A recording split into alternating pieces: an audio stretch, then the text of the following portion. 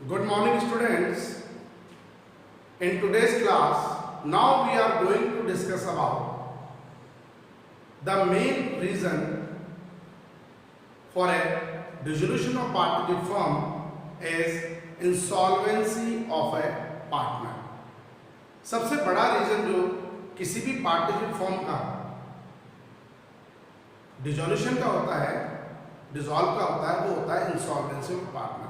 एक बेसिक चीज की अगर हम बात करें, म्यूचुअल अंडरस्टैंडिंग से या म्यूचुअल एग्रीमेंट से फर्म डिसॉल्व हो गई, ओके, नोटिस से हो गई, ठीक है, कोर्ट ने इंटरवेंशन करके फर्म डिसॉल्व करेगी, ओके, लेकिन एक कंडीशन सबसे इंपॉर्टेंट जो प्रैक्टिकल भी चलेगी, इंसॉल्वेंसी ऑफ ए पार्टनर, कि कोई भी पार्टनरशिप फर्म अगर किसी पार्टनर के इंसॉल्वेंट, दिवालिया, इंसॉल्वेंट हो जाता है जब कोई पार्टनर, जब उसकी डेब्ट उसकी एसेट से ज़्यादा हो जाते हैं और वो उनको पे करने में अनेबल हो जाता है, तो ऐसी कंडीशन में वो डिक्लेयर हो जाता है इंसॉल्वेंट। तो उस कंडीशन में भी पार्टनरशिप फर्म को जो है डिसॉल्व करना पड़ेगा। वैसे तो पार्टनरशिप भी डिसॉल्व होती है, जैसे ABC में से अगर C इंसॉल्वेंट हो गया तो उसका जो भी डेफिशिएंसी अमाउंट है वो अब सॉल्वेंट पार्टनर को बाउंड करना पड़ेगा, और बाउंड करने के बाद में अब C हट गया और A भी अपनी एक नई पार्टनरशिप फर्म को रिकॉन्स्टिट्यूट करेंगे। इसे हम डिसोल्यूशन ऑफ पार्टनरशिप भी कह सकते हैं,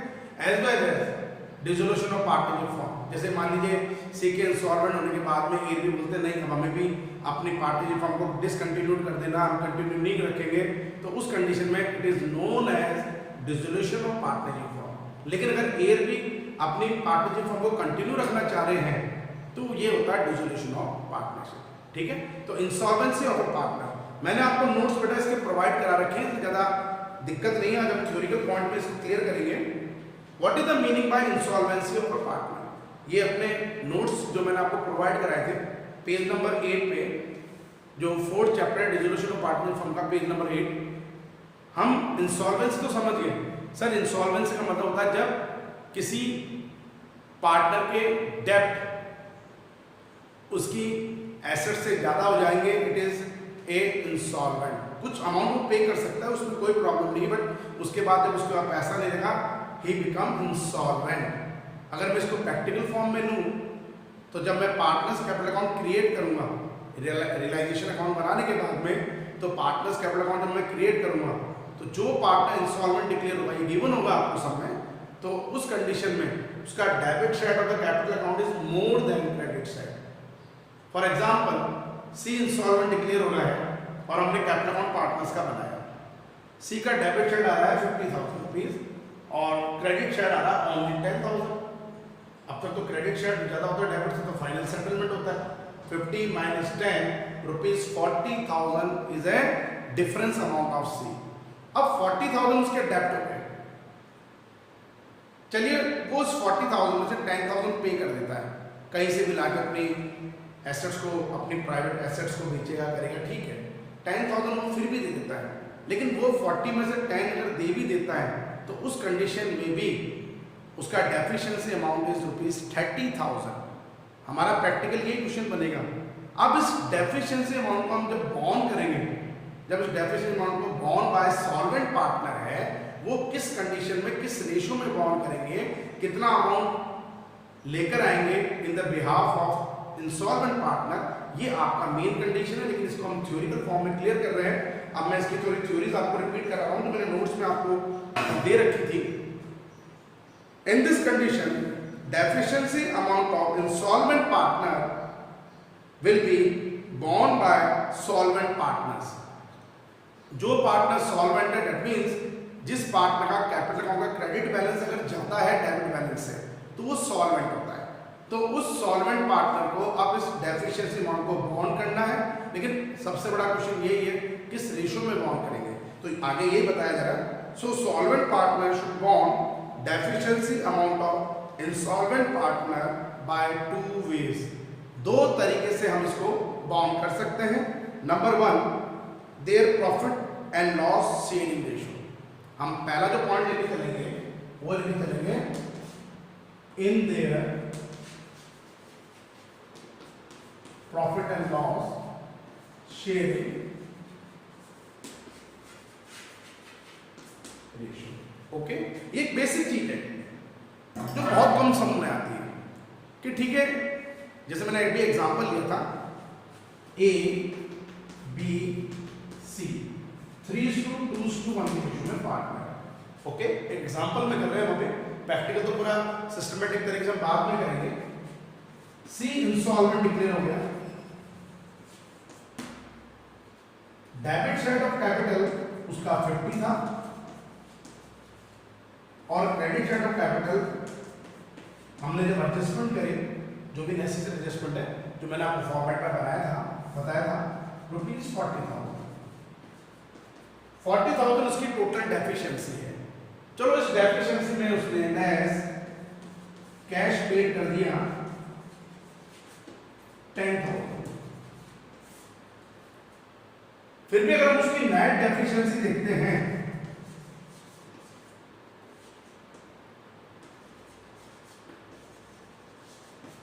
अगर हम उसकी नेट डेफिशिएंसी अमाउंट देख के चले, दैट इज ₹30,000।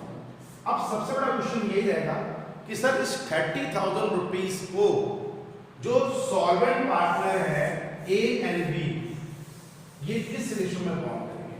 तो सबसे पहला पॉइंट हमारा यही है, इन देयर प्रॉफिट शेयरिंग रेशियो। तो प्रॉफिट शेयरिंग रेशियो कितना हो गया? 3:2। तो A इस 30,000 का बॉन्ड करेगा 3/5 18,000 और B बॉन्ड करेगा 30,000 into 2/5 दैट इज 12,000। अभी हम एक रफली कैलकुलेशन कर रहे हैं केवल बेसिक क्लियर करने के लिए। तो यहाँ पे कंडीशन क्या हुई कि पहला पॉइंट, इंसॉल्वेंट पार्टनर के डेफिशिएंसी अमाउंट को रिमेनिंग पार्टनर ने, जो सॉल्वेंट है, रिमेनिंग सॉल्वेंट पार्टनर ने अपने प्रॉफिट शेयरिंग रेशियो में बॉन्ड कराया।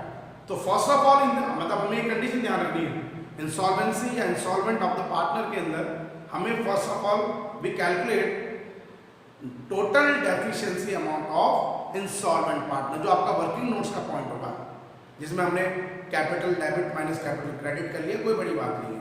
एंड देन जितना अमाउंट वो पे कर रहा है, अगर पे करने में एबल है तो माइनस कर दिया, अदरवाइज नहीं, आपने उसको माइनस कर दिया। तो वी कैलकुलेट हमें फाइंड आउट हो जाएगा नेट डेफिशिएंसी अमाउंट। अब इस नेट डेफिशिएंसी अमाउंट को फाइंड आउट करने के बाद में इस डेफिशिएंसी अमाउंट को बॉन्ड कौन करके चलेंगे? सॉल्वेंट पार्टनर, जिसको बॉन्ड करने के हमारे दो मेथड होते हैं। यहां तक की प्रोसेस सब में सेम चलेगी, चाहे पहला वे हो चाहे सेकंड वे हो, लेकिन इस डेफिशिएंसी अमाउंट को बॉन्ड करा आपने फर्स्ट मेथड में इन देयर प्रॉफिट शेयरिंग रेशियो। जैसे हम एक नॉर्मल बात करें, इन देयर प्रॉफिट शेयरिंग रेशियो में मैंने कोई थ्योरी नहीं लिखाई, क्योंकि एक सिंपल पॉइंट होता है कि ठीक है, मतलब ये 1903 के अंदर 1903 से पहले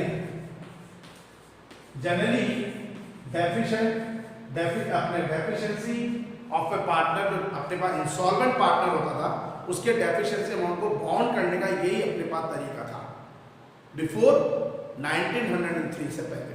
ठीक है ना, 1903 से पहले हम यही चीज लेते थे, deficiency amount of insolvent partner should be bond by remaining solvent partner in their profit sharing ratio. लेकिन आफ्टर 1903 क्या हुआ ऐसा कि हमने ये वे चेंज ही कर दिया, और हमने इस वे को सेकंड पॉइंट हम जो लेके चल रहे हैं अभी, क्योंकि आज भी थ्योरिटिकल क्लास रहेगी इस वीडियो में,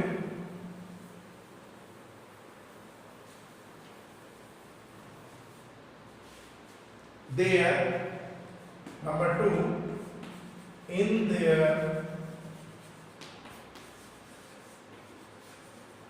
capital ratio, in their capital ratio, वो कैपिटल रेशियो में चल रहे हैं। अब ये कैपिटल रेशियो क्या है, ये सबसे इंपॉर्टेंट पॉइंट रहेगा इंसॉल्वेंसी ऑफ ए पार्टनर में। अब मैं थोड़ा डिटेल में इसको पढ़ रहा हूँ थ्योरिटिकल फॉर्म में। Before the year 1903 deficiency of insolvent partner used to be bond solvent partner in profit sharing ratio, जो मैंने अभी बताया भी था कि 1903 से पहले डेफिशिएंसी अमाउंट को हम प्रॉफिट एंड लॉस रेशियो में बॉन्ड करते थे सॉल्वेंट पार्टनर की। But in that year the court of England, ये इंग्लैंड का केस था, थोड़ा इसको भी 1 मार्क्स में ध्यान रखना कि but in that year the court of England given a decision in the case of Garner versus Murray. Garner versus Murray. अब इस कोर्ट में क्या, इस केस में क्या हुआ कि according to that decision solvent partner that is Garner and Murray have to bear the loss due on insolvent of partner in their capital ratio. लेकिन यहाँ पे बड़े कंडीशन थी कि गार्नर और मरे तो सॉल्वेंट पार्टनर थे। 1903 में इंग्लैंड में कोर्ट में डिसीजन हुआ था, उसकी हम बात कर रहे हैं। उस कंडीशन में इन दो पार्टनर तो सॉल्वेंट है, तीसरा पार्टनर जो इंसॉल्वेंट हुआ था, जिसकी डेफिशिएंसी को बॉन्ड करने के बारे में आया, वो कौन था? वो था विल्किंसन। ये इंपॉर्टेंट क्वेश्चन रहेगा कि तीन पार्टनर गार्नर, मरे और विल्किंसन में कौन इंसॉल्वेंट डिक्लेयर हुआ? विल्किंसन इंसॉल्वेंट डिक्लेयर हुआ था। तो ये एक मान लीजिए स्टोरी भी आपके पास है, तो मैं बोलने जा रहा हूँ facts of Garner versus Murray case. ये बोल रहा है गार्नर, मरे and Wilkinson were partners in a firm sharing profit and losses equally. एक स्टोरी है कि गार्नर, मरे और विल्किंसन, इंग्लैंड की कहानी है, तीन पार्टनर्स थे, उन्होंने अपने प्रॉफिट शेयरिंग रेशो को इक्वली रख रखा था। The firm was dissolve on 13 जून 30 जून 1900 में पार्टनरशिप फॉर्म डिसॉल्व हो गई थी। किस रीजन की वजह से? इस रीजन की वजह से कि इसमें एक पार्टनर जो हमारा विल्किंसन था बिकम इंसॉल्वेंट, वो इंसॉल्वेंट डिक्लेयर हो गया कि because of Wilkinson was declared insolvent. अब सबसे मेन बात, अब वो इंसॉल्वेंट तो डिक्लेयर हो गया, उसका कैपिटल अकाउंट भी बन गया होगा, तो उसका टोटल डेफिशिएंसी अमाउंट कितना आया होगा वो आपको पता लगा। तो उसकी जो टोटल लायबिलिटीज थी वो इस तरह से कैलकुलेट हुई थी, उस टाइम पे कैपिटल अकाउंट बनाई जब था, वो डेफिशिएंसी अमाउंट, जो टोटल डेफिशिएंसी है वो हमारे पास में उसकी डेफिशिएंसी थी 263, मतलब उसकी लायबिलिटी उसकी एसेट्स से जो ज्यादा हो गई थी 263। और इसमें एक चीज हमने और ऐड कर ली, in the case of realisation account, dissolution के टाइम पे आपने बनाया रियलाइजेशन अकाउंट, रियलाइजेशन लॉस भी हुआ था तो उसका भी तो उसमें शेयर होगा, और वो शेयर था 212 रुपीज। टोटल जो हमारे पास लॉस था वो था 635 रुपीज का।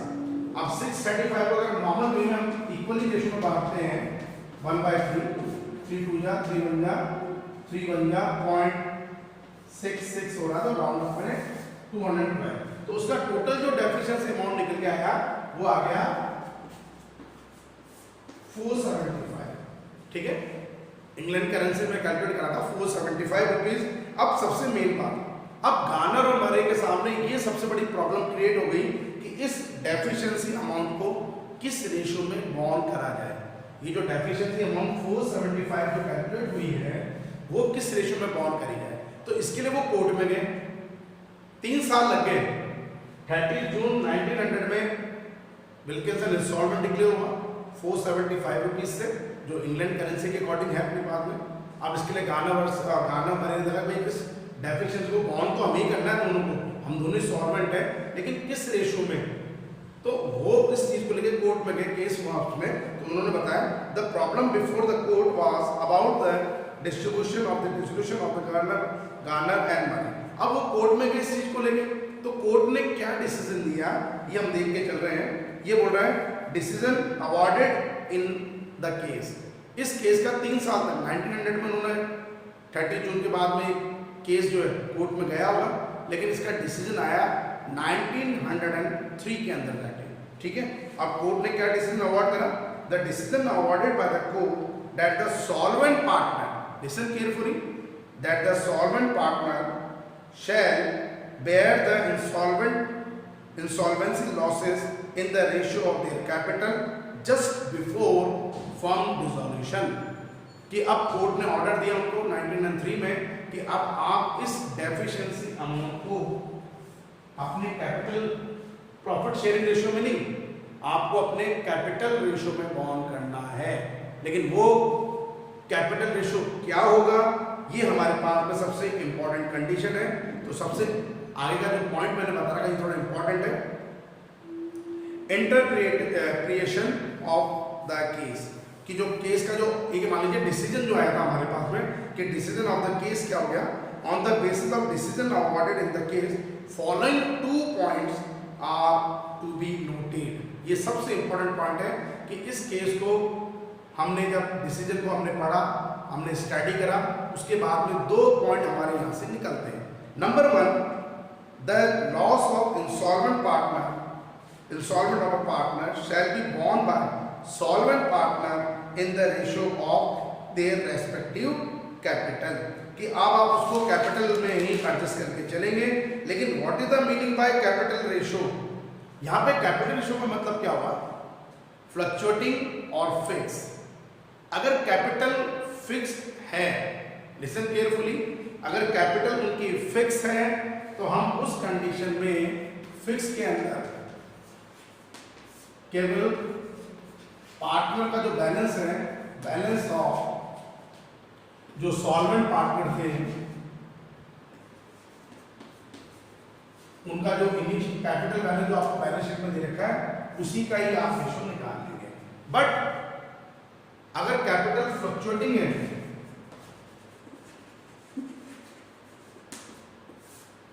तो उस कंडीशन में हम बैलेंस ऑफ कैपिटल में सिर्फ एक एडजस्टमेंट करेंगे, जो हमारे रेवेन्यू प्रॉफिट्स हैं, listen carefully, general reserve, reserve fund, P and L, अगर बैलेंस शीट में आपको एसेट लायबिलिटी साइड में गिवन है इट इज अनडिस्ट्रीब्यूटेड प्रॉफिट, ये आपको प्लस करने हैं। और जो रेवेन्यू लॉसेज हैं जैसे 2 ही होते हैं, पीनल अगर एसेट साइड में गिवन है और दूसरा एडवर्टाइजमेंट सस्पेंड, आप इसको सस्पेंस अकाउंट को लेस कर लेंगे तो जो भी हमारे पास में सॉल्वेंट पार्टनर का ये कैपिटल आएगा, इस कैपिटल बैलेंसेस का हम एक रेशियो निकालेंगे, उस रेशियो में हम इसको एडजस्ट करेंगे। तो पहला पॉइंट क्या हो गया हमारे पास में कि इंसॉल्वेंट पार्टनर का जो भी डेफिशिएंसी अमाउंट है should be borne by solvent partner, solvent partner borne करेंगे in their capital ratio, either it is according to fixed capital method और फ्लक्चुएटिंग कैपिटल मेथड। लेकिन ये बात आपको बेटा वहां ध्यान रखना है, अगर हमें सब में कुछ भी नहीं कह रखा है, कैपिटल फिक्स है कि फ्लक्चुएटिंग है, तो आपको फ्लक्चुएटिंग कैपिटल मेथड ही एप्लीकेबल करना पड़ेगा। और दूसरी सबसे इंपॉर्टेंट बात, सिर्फ आपको सम दे दिया, इंस्टॉलमेंट आ गया, ठीक है, लेकिन आपको डेफिशिएंसी अमाउंट को बाउंड करने के बारे में इंफॉर्मेशन नहीं गिवन है। In the absence of any information negotiation about bond of deficiency amount of insolvent partner, in this condition it is assumed that Garner versus Murray rule is applicable। आप इस condition में Garner versus Murray rule को applicable करके चलेंगे। दूसरी बात, सबसे important बात, जो कोर्ट ने एक डिसीजन और दिया था, जो सबसे इंपॉर्टेंट बात है कि अब सॉल्वेंट पार्टनर इंसॉल्वेंट पार्टनर के डेफिशिएंसी अमाउंट को तो बाद में बाउंड करेंगे, ठीक है, बट उससे पहले उन्हें अपने रियलाइजेशन लॉस का अमाउंट भी कैश में इंट्रोड्यूस करना पड़ेगा। ही introduce before distributing of deficiency amount of solvent insolvent partner, first of all they bring their realisation loss amount in a cash. उन्हें अपने रियलाइजेशन लॉस को कैश में लाना कंपल्सरी है, लाना पड़ेगा, ठीक है, ये सबसे इंपॉर्टेंट बात है। लेकिन अब तो हम थोड़ा सम की बात करें, ये तो एक नॉर्मल बात होगी कि 2 रेशियोज होते हैं, एक तो पीनल रेशियो में, कैपिटल रेशियो में। Garner versus Murray rule, Wilkinson insolvent declare हो गया था, 1900 की बात है, 1903 में डिसीजन आया था। अब उसके बाद से इंसॉल्वेंट पार्टनर के डेफिशिएंसी को हमने सॉल्वेंट पार्टनर में कैपिटल रेशियो में करा है। कैपिटल रेशियो भी 2 तरह का होता है, फिक्स एंड फ्लक्चुएटिंग। अगर फिक्स है तो कैपिटल बैलेंस लेंगे, फ्लक्चुएटिंग है तो कैपिटल बैलेंस में अनडिस्ट्रीब्यूटेड प्रॉफिट को आप ऐड करेंगे, अनडिस्ट्रीब्यूटेड लॉसेस को माइनस करके जो रेशियो आएगा वो हमारा कैपिटल रेशियो हो जाएगा, ओके। बट सबसे इंपॉर्टेंट चीज, हमें ये बात हमेशा ध्यान रखनी पड़ेगी कि डेफिशिएंसी अमाउंट तो आपको बाद में बाउंड करना है, पहले जो सॉल्वेंट पार्टनर है अपने रियलाइजेशन लॉस को भी कैश में इंट्रोड्यूस करेंगे। हम इस चीज को कई बार भूल जाते हैं तो बड़ी दिक्कत हो जाती है। बट यहाँ पे बेटा सबसे इंपॉर्टेंट बात क्या होगी हमारे पास में, अगर कोई इंफॉर्मेशन गिवन नहीं है, इंसॉल्वेंसी वाले सम में, तो हम इसको गार्नर वर्सेस मरे रूल के अकॉर्डिंग ही एप्लीकेबल करके चलते हैं। ये होता है इंसॉल्वेंसी ऑफ ए पार्टनर, जो आपके लिए थोड़ा इंपॉर्टेंट टॉपिक बनेगा, थोड़ा ध्यान में रखना है। लेकिन इंसॉल्वेंसी का इफेक्ट डेफिशिएंसी अमाउंट वाला कैपिटल अकाउंट में चलता है, रियलाइजेशन अकाउंट में इस बात से कोई मतलब नहीं है कौन पार्टनर किस वजह से किस रीजन से हमारी पार्टनरशिप फॉर्म जो डिसॉल्व हो रही है। जो बेसिक आप अकाउंट बनाते हैं रियलाइजेशन अकाउंट, वही आपको क्रिएट करना पड़ेगा। ठीक है, तो आज की क्लास में हम इतना ही करेंगे। जो हमने थ्योरी बेस्ड जो चीज़ थी वो क्लियर कर ली है। अब नेक्स्ट क्लास में बेटा हम इसको प्रैक्टिकल सब में पहले लेंगे। पहले म्यूचुअल अंडरस्टैंडिंग से एक नॉर्मल कंडीशन में हमारी फर्म डिसॉल्व हो रही है, उसके बाद में फिर इंसॉल्वेंसी। लेकिन इंसॉल्वेंसी और पार्टनर बहुत इंपॉर्टेंट टॉपिक है हमारे लिए। इन द केस आरबीसी सिलेबस के अकॉर्डिंग सम मैक्सिमम कंडीशन में इसका आता है फॉर 4 मार्क, तो थोड़ा इंपॉर्टेंट टॉपिक है। तो आज की क्लास हम यही ओवर करेंगे। Thank you and have a nice day, be safe at your home, और आप अपनी स्टडी को रेगुलर बेसिस पे बेटा ऑपरेट करते रहिए। Thank you.